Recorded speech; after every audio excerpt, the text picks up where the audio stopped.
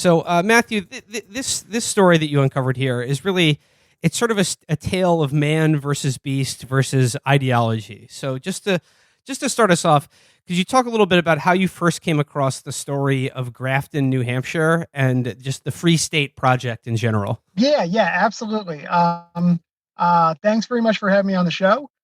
So basically, I was working as a reporter for my local daily newspaper. Support local media; it's important. Went to report on this just kind of like ordinary, some might say boring story about a woman who was having problems accessing her VA benefits. So I went to her house out in this rural town in New Hampshire and was talking to her. And she had a lot of cats in her house. So we were kind of like chit chatting about the house, about the cats rather, to kind of break the ice. And she said, "Oh, yeah, I used to let the cats outside, but that was before the bears came." And I was like, "What's that mean?" Like that's I've never heard those particular words in that particular order before. What do you mean before the bears came? And so she started to talk about these kind of like unusual bear experiences that she had in her neighborhood in the small town of Grafton, New Hampshire. And that like immediately like piqued my interest. I thought, oh my God, this is so nuts. Can this possibly be true? So I started kind of researching the area and asking other people about their town, their bear experiences. And I realized that pretty much outside of bears, the only thing this town was known for was being the site of the Free Town Project, which was basically a utopian social experiment done by a group of libertarians who wanted to come and kind of take over a small community and turn it into their own like libertarian, no tax, no rules utopia. And so the book really came to be about how those two things are connected, bears and libertarians. We'll get into the how the bear problem played out in this town, but first I want to give a shout out to Patrick Blanchfield, who did a great review of this book in the New Republic, and that's how I was able to be put in touch with you. But so like this Free State Project, like how did it come together, and what were the ideals that united the people who decided to move to this town, and how did their plans sort of come together to begin with this free town project? Yeah. There's two separate kind of projects. There's the Free State Project and the Free Town Project. So the Free State Project got rolling a little bit later, and it applies to the entire state of New Hampshire. But before that, kind of like in early internet days, 2004-ish, a bunch of nationally affiliated libertarians decided that they wanted to found a community that would kind of like perfectly showcase their ideals of liberty and freedom and personal responsibility, and kind of as much as possible kick the government out and put any tax collectors out on their asses. And they just kind of wanted to have this showcase. And so many of them moved to this small town in New Hampshire, and they basically took over the town government. They voted with local, kind of like fiscally conservative minded people to do whatever they could to cut regulations and cut taxes and kind of increase freedoms. I mean, you mentioned, Grafton is a very small town. It's only about 1,000 people. And you said that at the time of this project, there was about 800 people on the voting rolls, and most of them didn't vote. So this would be like a perfect opportunity for them to just sort of like, swoop in there and start their, sort of intentional political community.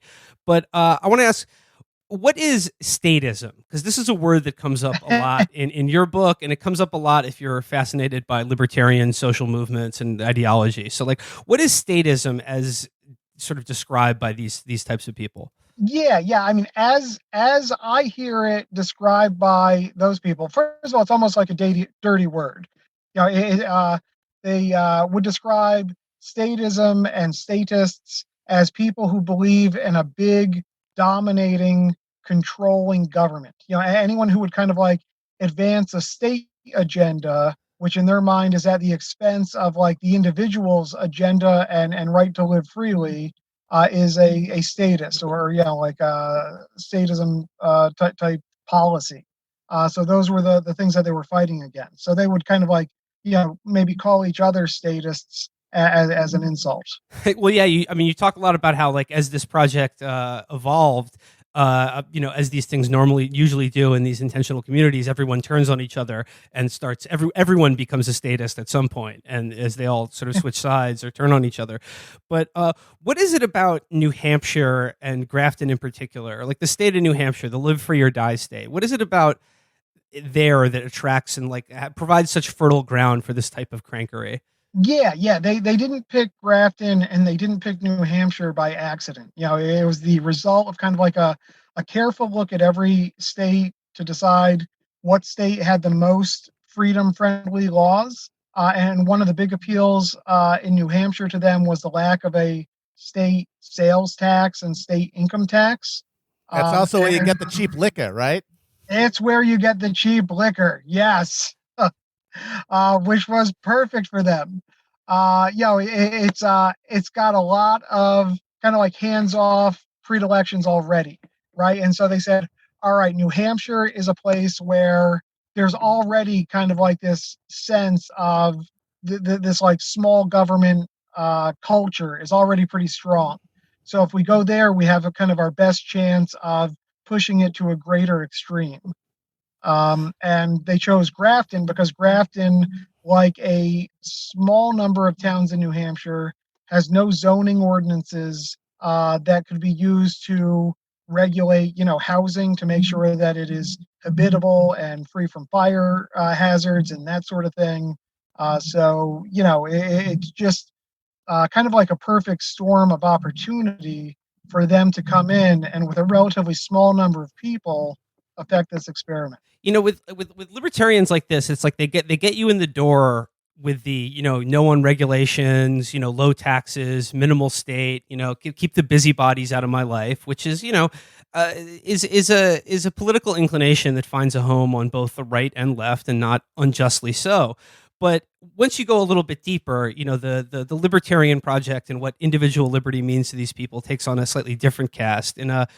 In Blanchfield's review of your book, he talks about one of the characters that you profile is a guy named Larry Pendarvis, and just a little googling, he says, revealed what freedom entailed for some of these new columnists. According to Pendarvis, he had written of his intention to create a space honoring the freedom to traffic organs, the right to hold duels, and the underappreciated right to organize so-called bum fights.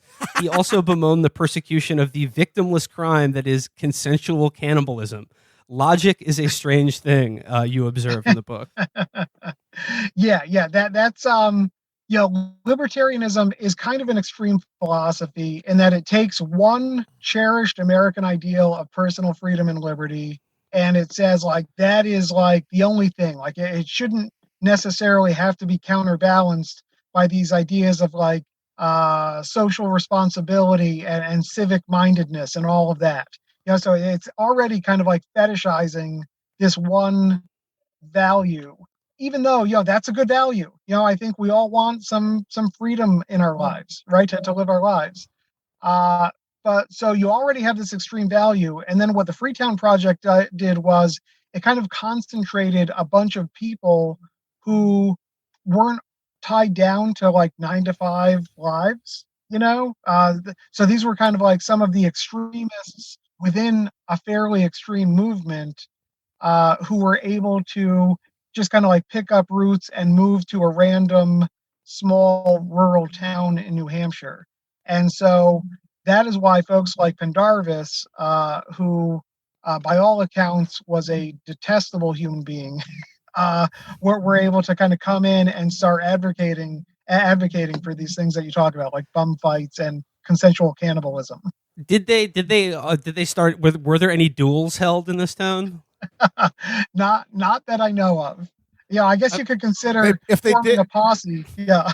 If they did, they better not have used that fucking cuck ass code duello There's no rules in dueling, baby. I don't need a second. There's no I think state is going to tell me. I think they were Hamilton rules.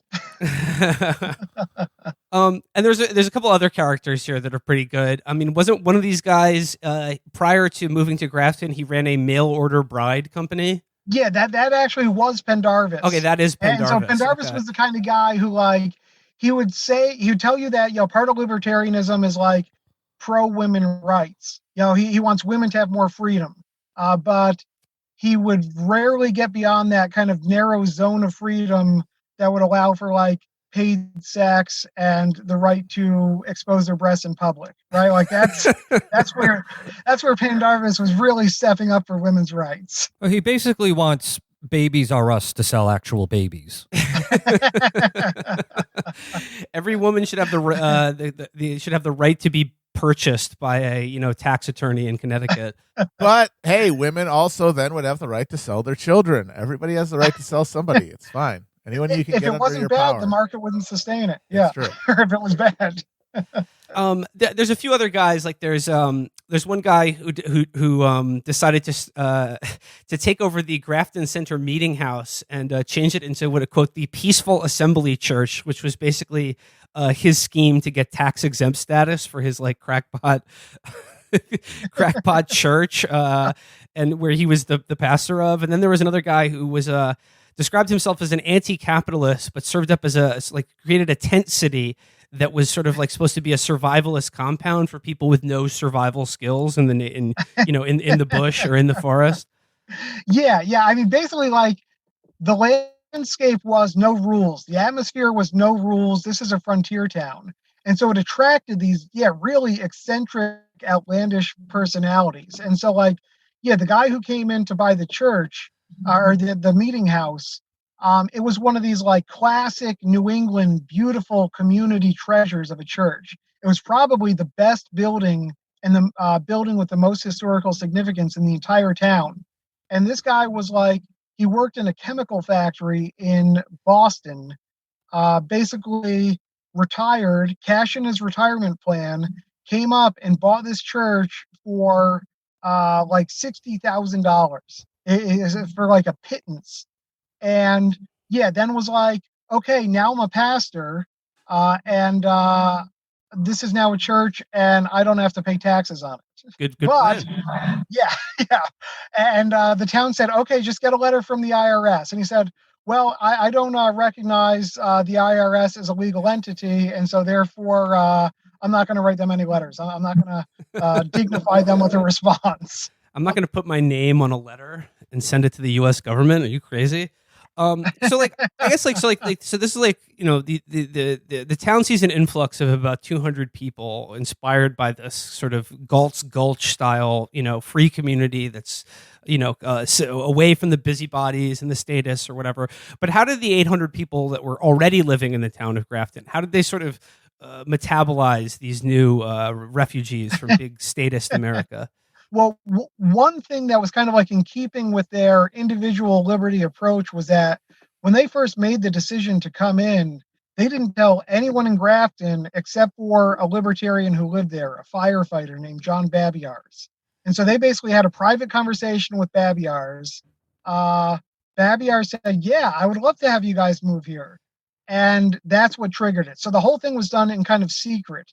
And then Pendarvis puts up this website where he's talking about bum fights and the right to deal heroin and all of this.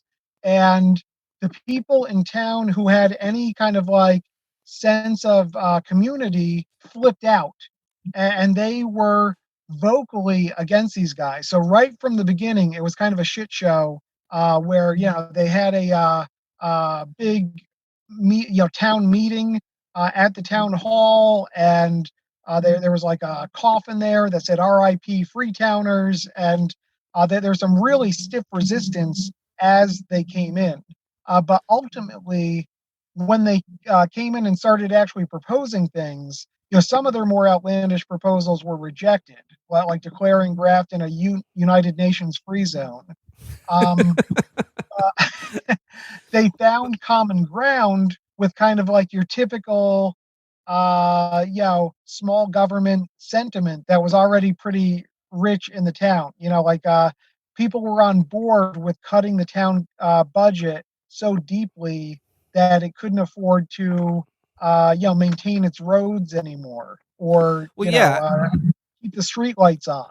So And so like things their started. their Yeah. initial attempt to take over the local government was successful, and you mentioned they slashed the budgets, and then to coincide with this new influx of people. So of course, like, the roads fall apart, and then as tax revenue drops, the population expands, and the roads are just you mentioned that domestic violence disputes proliferated and violent crime spiked, and there was people started losing their heat all over town.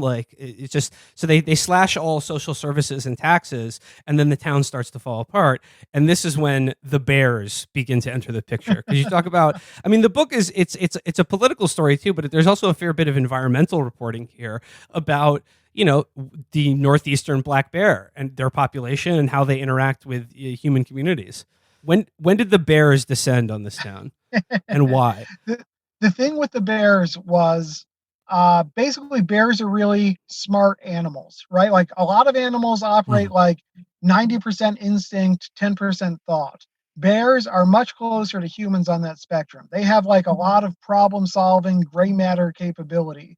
And they're also, crazy, scary, powerful with their teeth and claws and brute strength and all of that. But the northeastern black bear, though, is by bear standards a pretty to human beings not that dangerous, or they can be incredibly dangerous. They weigh 700 pounds and have razor sharp claws, but they mostly avoid people, and they're pretty chill, unlike a grizzly bear or something like. Wait, I thought black bears were the aggressive ones and brown bears were the kind ones. You're 100% wrong, Virgil. I got that backwards. Yes. I got to go make a call real quick. But you mentioned if the black bear is acting aggressive, it's because it's really hungry. Whereas if a grizzly or a brown bear is acting aggressive, it's basically just defending turf, right? But you mentioned that the Grafton black bears were sort of a breed of their own. They were unusually aggressive and I don't know, insistent on entering human homes and farms and things like that to get at their picnic baskets. So what happened was, a few different factors combined to impact the towns in this region. One, you had a bunch of people, basically men living in armed camps out in the wilderness of Grafton. So they were living in yurts, they were living in shipping containers, they were living in tents, and each of these little encampments was dealing with its food in its own way. And so they were presenting differing levels of opportunity for bears to come eat their garbage and their waste streams. And separately from that, they weren't really eager to follow government recommendations on how to protect your food and how to discourage bear visits. You mentioned one lady who goes by Donut Lady, who just decided to start feeding the bears on her lawn and just literally leaving out donuts and grain for them to eat. And of course, if one person does that, then everyone else in the neighborhood is going to have bears showing up on their lawn expecting to get fed, right? She surrendered to the bears. And it's this is what gets to the heart of your story, is when the problem of individual liberty and a highly individualistic political philosophy decides to form a community, and then immediately runs up against the problems of collective action, like what to do with our garbage and how to stop the bears from rooting through our stuff. Absolutely right. Yeah, we don't think about it, but bear management is something that needs that collective, community-oriented civic action. You need to not just take in your own bird feeders and secure your trash, but you need your neighbors to do the same, or else the bears learn to associate houses in the area with food. And then you get bears coming in through your window. And try holding your neighbor accountable for that. It's impossible. The only thing that works is kind of government regulation. But because New Hampshire is so thrifty with its government, they really underfund their wildlife department, their fish and game department. And so it's kind of like this self-fulfilling prophecy where the people feel like they have to take the bear issues into their own hands and throw firecrackers at the bear's head and ridiculous stuff like that, because the government's not doing a strong response. But the government can't do a strong response because the people won't fund the government to do it. And that's just like we see it in so many different sectors of society. And here I found that it was also applying to bear management. I mean, as you read more of the book, it becomes like the bears become the Moby Dick for a town full of Ahabs that are just, careening on their own personal Pequod into oblivion, basically. Yeah. I mean, because another thing that goes with like the libertarian mindset, and that I think probably any American and mostly men can identify with, is this idea of kind of like protecting the homestead, right? Like I'm the physical defender of my property, and playing that hero role is something that has just kind of like an innate appeal to people, and that's more so in the libertarian world. And so I think this kind of like created like an exciting landscape for them to be in, kind of like pioneer days. I think it is. Yeah, you're right. It is a guy thing because no one wants to be told like, "Hey, you can be a hero by recycling properly or securing your trash on taking the bins out on Thursday." No, they want to shoot the bear that's coming through the door to ravage the homestead. Absolutely. But so like, when did this bold experiment in human freedom begin to unravel? It kind of was like maintaining some amount of momentum for about 10 to 12 to probably about 10 to 12 years. But right around 2016, this other thing that you referenced, the Free State Project, actually kind of inadvertently killed the Freetown Project.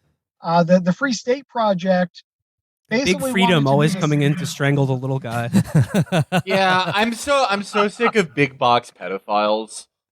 They could just lose money on every child they abduct, but it doesn't matter because they can do it in volume. Yeah, whatever happened to the ma and pa and uncle pedophile shops? Those are the best ones. Right. It's like the Walmart of pedophilia. My God. So like basically like the Free State Project had been signing people up for like years and years with the idea that as soon as they got to a certain number of people, I think it was 16,000, then they would be triggered. What was the phrase that they used? And once the project was triggered, all 16,000 people were supposed to come to the state of New Hampshire and affect it on a statewide level in the same way that the Freetown Project was affecting the municipal level. And in 2016, the project was triggered.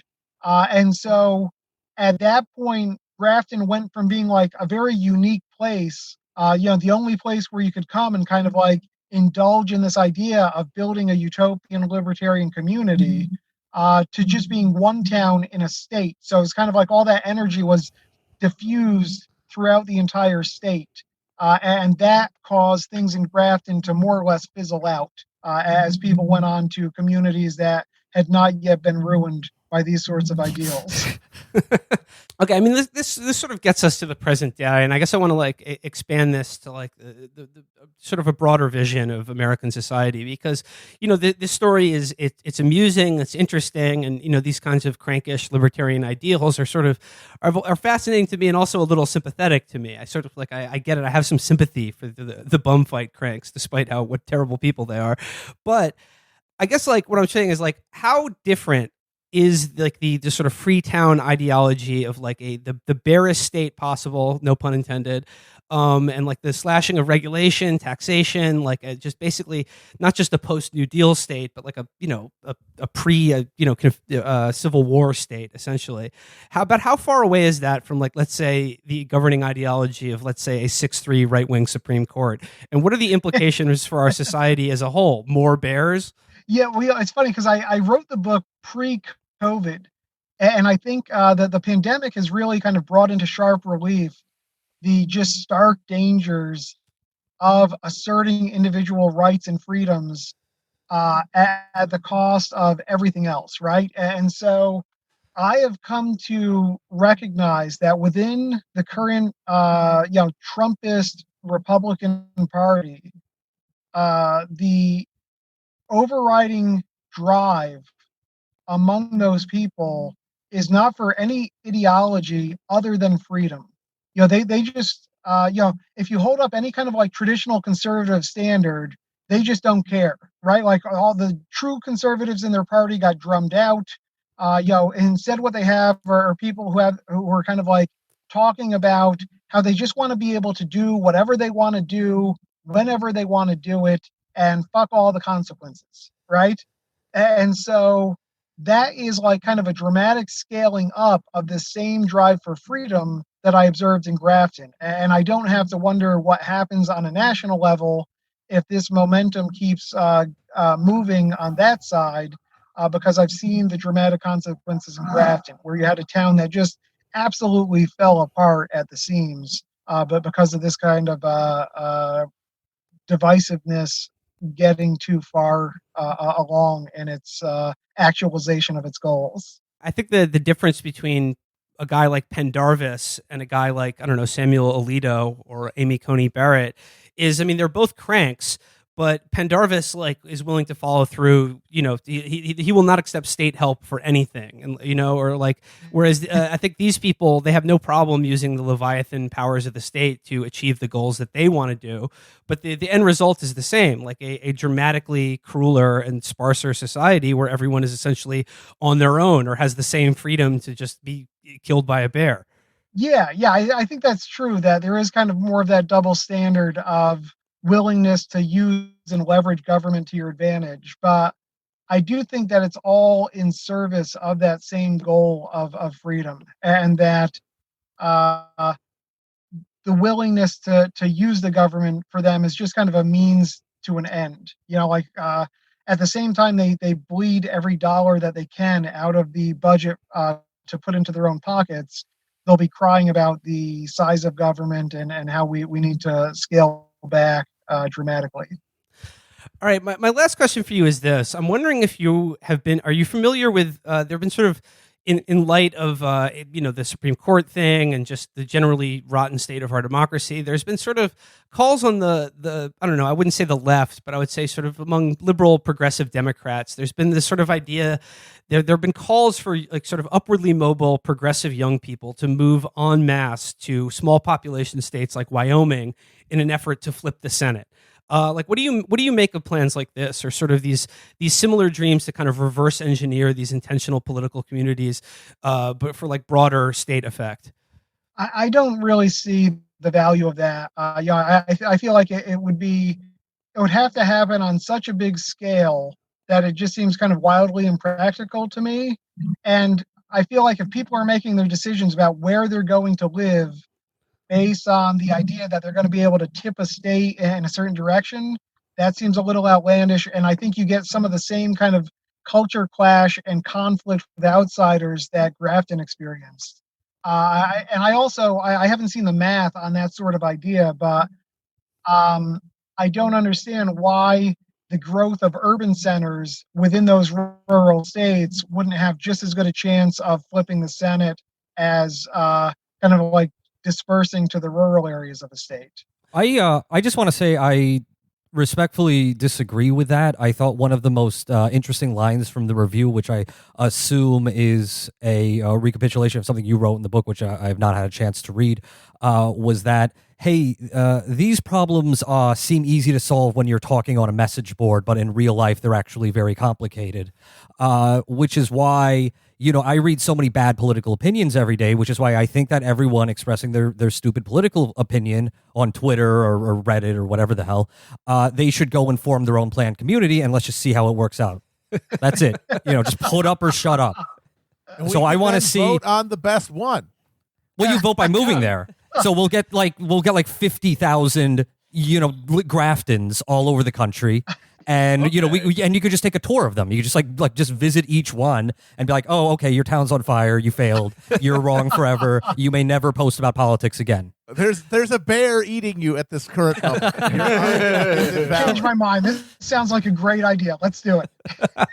Also, can I just say I really appreciate, obviously the audience can't see this, I really appreciate that Matt is currently sitting in the driver's seat of his car talking into an iPhone that's zoomed in close on his face, which is the preferred communication medium for libertarians. That is correct. That is correct. But my head is actually just 3 times the size of everybody else's head. It's not zoomed in at all. I don't know about that, buddy. All right. Well, Matthew Hongoltz-Helting, I want to thank you so much for hanging out with us and talking about your book. It is A Libertarian Walks Into a Bear. We will have all the book's information available in this episode's description. And once again, thank you to Patrick Blanchfield for his wonderful review of the book in the New Republic and for putting me in touch with you, Matthew. Stay safe and make sure your trash is safely secured indoors.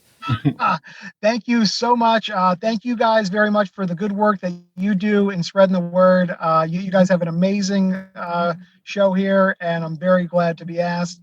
Thanks so much, and keep rocking on. Yeah, let's keep spreading libertarianism. Let's do it. Let's do it, folks. Yeah. A bear in every garage. Yeah, we're gonna do this. We're gonna do this the right way. We're gonna have an ape infestation. Let's go. That would be great. All right. Take it easy, Matt. Bye. All right, Yeah, thank you, Matthew. That was great. Thank you. You guys Thank are you. That was awesome. very Thank you good.